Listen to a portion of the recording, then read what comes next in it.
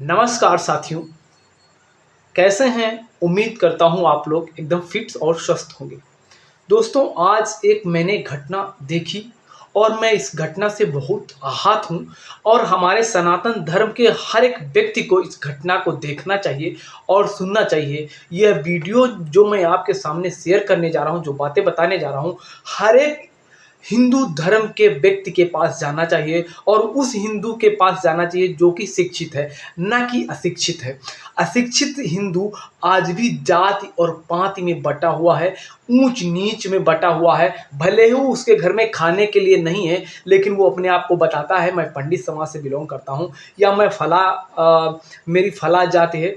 और जो शिक्षित लोग हैं वो अपने आप को इससे बढ़कर के देखते हैं। तो दोस्तों, जो एक इटावा में घटना हुई मणि लाल यादव और संत राम यादव के साथ में, ये बहुत ही दुखद है और ये हमारे समाज के ऊपर एक धब्बा है। ऐसा होना बिल्कुल सही नहीं है दोस्तों। मेरा ये मानना है कि हिंदू समाज ऐसा समाज है, आपने बहुत पहले की शास्त्र हमने भी पढ़े हैं और उसमें लिखा हुआ है वर्ण व्यवस्था। वर्ण व्यवस्था का मतलब नहीं समझते हैं लोग, जातियों में बटे हुए हैं। ये बहुत विडंबना भरी बात है और बहुत ही दुखद पूर्ण है कि एक कथा प्रवचन कहने वाला व्यक्ति को पहले तो बुलाया जाता है। दोस्तों देखो, कथा करने के लिए किसी को अचानक नहीं बुला दिया जाता है, उसको पहले बुलाया जाता है और पहले उससे बातचीत की जाती है। बातचीत के दौरान पैसे भी तय होते हैं और बिना जाने समझे कोई नहीं बुला लेता है। और उसको बुलाने के बाद कुछ पंडितों का एक गांव होता है और उस गांव में उनसे कथा भी करवाई जाती है। शाम का टाइम जब होता है तो कुछ लोग इकट्ठे होते हैं और उनसे पूछते हैं तुम्हारी बिरादरी कौन है। तो वो कहते हैं कि जो हमारे गुरुदेव हैं, जो यहाँ के महात्मा जी हैं, वो जो हमको लेकर आए हैं, उनको मेरे बारे में बहुत पता है क्योंकि उन्होंने 4 से 5 बार हमसे कथा करवाई है। लेकिन वह लोग कुछ नहीं मानते हैं और कहते हैं तुम लोग शूद्र हो, तुम लोग चमार हो, ऐसा कहकर उनको संबोधित करते हैं। तो वो लोग कहते हैं भैया हम चमार नहीं हैं, हम यादव हैं। दोस्तों, चलो यहाँ तक जब ऐसा वो लोग कहते हैं, उसके बाद में वो लोग कहते हैं तुम यादव हो, लेकिन तुमको किसने राइट दे दिया कथा कहने का। दोस्तों, कथा कहने का राइट क्या ब्राह्मणों को ही है? ये तो बहुत गलत बात है। अब देखिए, अगर हम कहते नहीं है जाति क्या करोगे यार, जब धर्म ही नहीं रहेगा पागलों, तो जाति का क्या करोगे? तुम खाली अकेला क्या उखाड़ लोगे? अरे यार, सबको एक साथ में लेकर के चलना यही सनातन धर्म का है।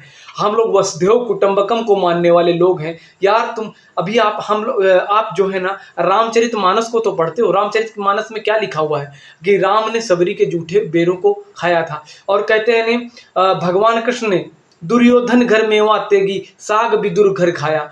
जो मतलब ऐसे ऐसे विचारधारा, बात तो श्री कृष्ण और श्री राम की करते हो, लेकिन विचारधारा आपकी मानसिकता कैसी है ये इससे समझा जा सकता है। इससे और घिनौना कृत्य क्या कर सकते हो किसी। अब मैं ये मानता हूं कि चलो उन्होंने जाति छुपाई, तो क्या इसका इतना बड़ा दंड है कि किसी के ऊपर किसी का जो है ना अपने जूतों पे उसकी नाक रगड़वाना और किसी महिला की पेशाब उसके सर पर छिड़कना और उसके बाहर मुड़वा कर उससे दंडित भी 20-25 हजार रुपए लेना, उसके सारा सामान ले लेना और उसके बाद में ये कह देना जाओ अब तुम पवित्र हो गए। यार ये कहाँ का न्याय है यार? तुम क्या कर रहे हो यार? ये सोच के देखो, ये बहुत गलत काम कर रहे हैं। ये ऐसा समाज, हमारा समाज जुड़ने का नाम नहीं लेगा। ऐसी कृत्यों से हमारा समाज बिखर बिखर जाएगा। दोस्तों, आप नहीं संभल पाओगे। आपने देखा होगा जहां पर भी हिंदुओं आपस में लड़ते हैं तो दूसरे धर्म के लोग इन्वॉल्व हो जाते हैं और मजाक लेते हैं। अब मैं उस वीडियो को भी देख रहा था कि उस वीडियो के अंदर बहुत लोग तो ऐसा कर रहे हैं, उसके पीछे से बहुत लोग ठहाका लगा रहे हैं। दोस्तों, उससे ज्यादा वो लोग भी जिम्मेदार हैं जो इसके पीछे हंस रहे हैं। ऐसा होना बिल्कुल सही नहीं है। ये हमारे समाज के लिए एक बहुत बड़ा धब्बा है जिसको बहुत छुटाने की जरूरत है, जिसको हर भरसक प्रयास करना चाहिए। दोस्तों, चाहे ओबीसी हो, चाहे एसटी हो, चाहे एससी हो, हमारा शास्त्र कहता है कि जो भी ज्ञानी होगा वही ब्राह्मण कहलाएगा। लोगों ने जातियों में उसको बांट दिया यार। अरे पागलों, तुमको ज्ञान नहीं है। जो जितने भी इन्होंने जिसने कृत्य किया, ये लोग सब मूर्ख है। मूर्ख ही ऐसा कदम उठा सकता है, कभी भी बुद्धिमान व्यक्ति ऐसा कदम नहीं उठा सकता है। तुम लोग अपने धर्म का खुद मजाक बना रहे हो। अरे पागलों, जब दूसरे को क्षति पहुंचाओगे, सब छत बिछत हो जाएंगे, तो तुम क्या अकेला उखाड़ लोगे यार।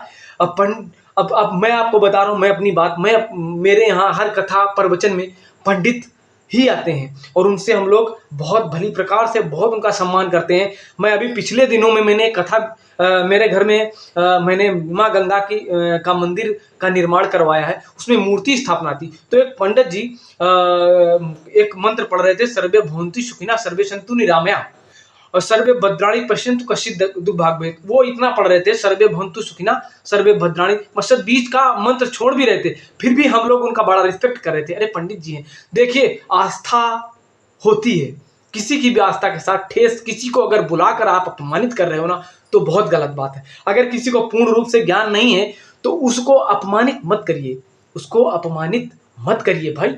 जिसको जितना ज्ञान है उतना ही दे सकता है। अगर आपको कोई पसंद नहीं है तो उसको भाई आप जाइए।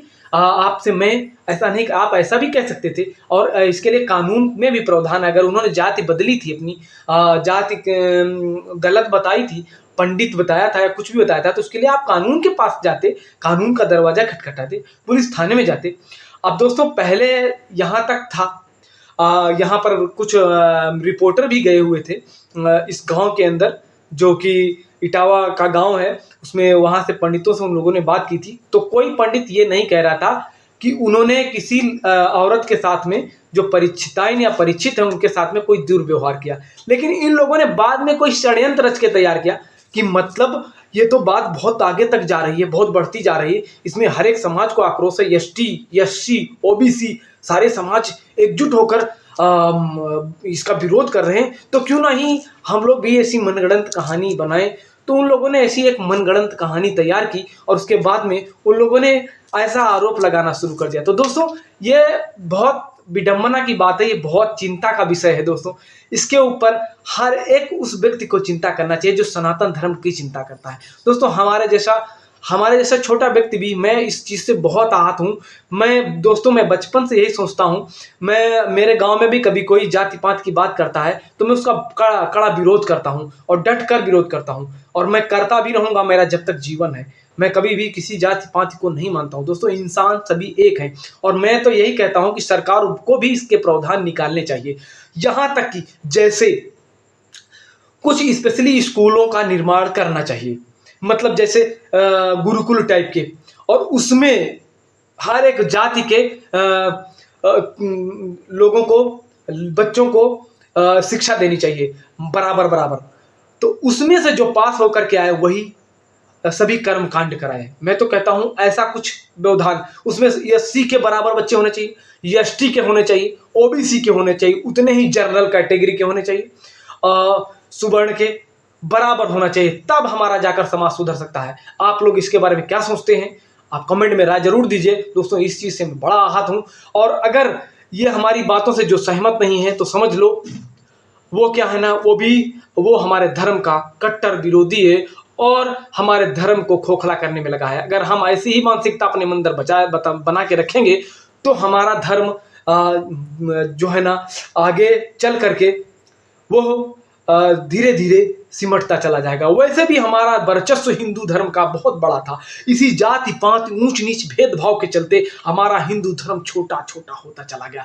तो दोस्तों अगर आप हिंदू धर्म को, सनातन धर्म को बचाए रखना चाहते हैं तो जाति पात ऊंच नीच भेदभाव को छोड़ करके उससे ऊपर हटिए और ऊपर आइए और ज्ञान फैलाइए। और मैं तो यही कहता हूं कि स्पेशल सरकार को इसके ऊपर कुछ सिस्टम चलाना चाहिए कि जो कोई एक गुरुकुल हर जिले में एक व्यवस्थित करना चाहिए या ब्लॉक के हिसाब से, और जो उसमें पास होकर के आएगा वही कथा का प्रवचन कर देगा, वही कथा कहेगा, और उसमें सबको बराबर बराबर का जो है देना चाहिए। जितने एससी के लोग होंगे वो उतने ही ओबीसी के होंगे, उतने ही जनरल समाज के होंगे, उतने एसटी समाज के होंगे। ये कि नहीं कि उसमें खाली एडमिशन ब्राह्मण समाज का दे दिया जाए, नहीं होना चाहिए। आप इसके बारे में क्या सोचते हैं? प्लीज कमेंट में आप अपना राय जरूर दें। जय हिंद, वंदे मातरम, जय भारत।